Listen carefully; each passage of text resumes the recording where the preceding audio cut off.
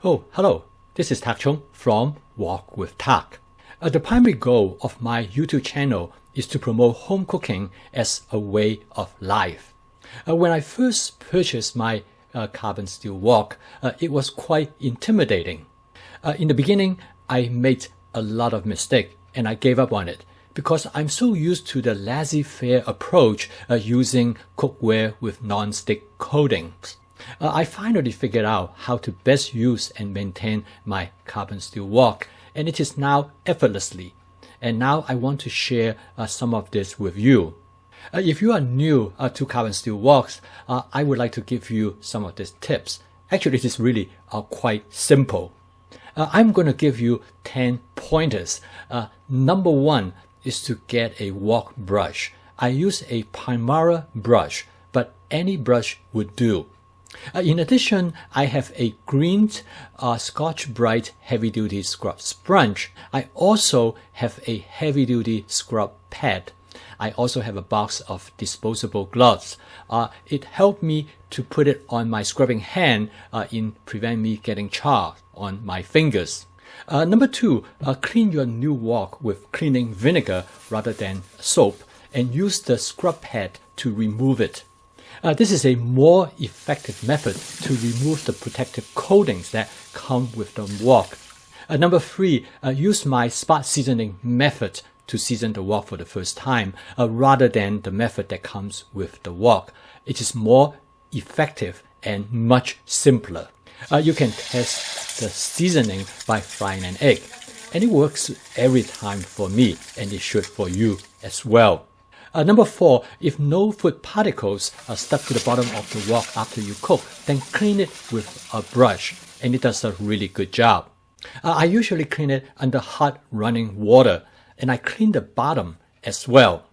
Number five, if you have food particles stuck to the bottom of the wok, use the wok spatula first to scrape it off, and then use the brush. Number six, if you want to remove the food stain at the bottom of the wok, I will first use the green scrub sponge and then follow by using the green scrub pad. They do a really good job to remove all the food stains. I call this physical scrubbing. It will not remove the seasoning on the surface of the wok, but it keeps the wok look really nice. Number seven, after cleaning the wok, always pay attention to the surface of the wok. It should take on a shiny appearance, which is an indication means that it is well seasoned and would not be rust in storage.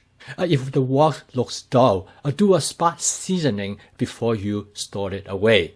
Number eight, dry your wok really well before you put it away. I dry it first with my sponge, and then I follow by either a paper towel or a dishcloth. Number nine, I hang my wok on the wall. That's the best way for it to dry. Now, if you don't have a solid surface to put a nail on, I will use a picture hook hanger. Tie a fixed string on the handle of your wok, and you can hang it up easily this way. Number 10, spot season your wok in the beginning of each cooking session. Even though it might look well seasoned, it's just simply a good insurance policy. Okay, let me quickly summarize these 10 recommendations. Number one, gather all your cleaning supplies. Number two, using cleaning vinegar to remove the protective coating on your new wok. Number three, spot season your new wok.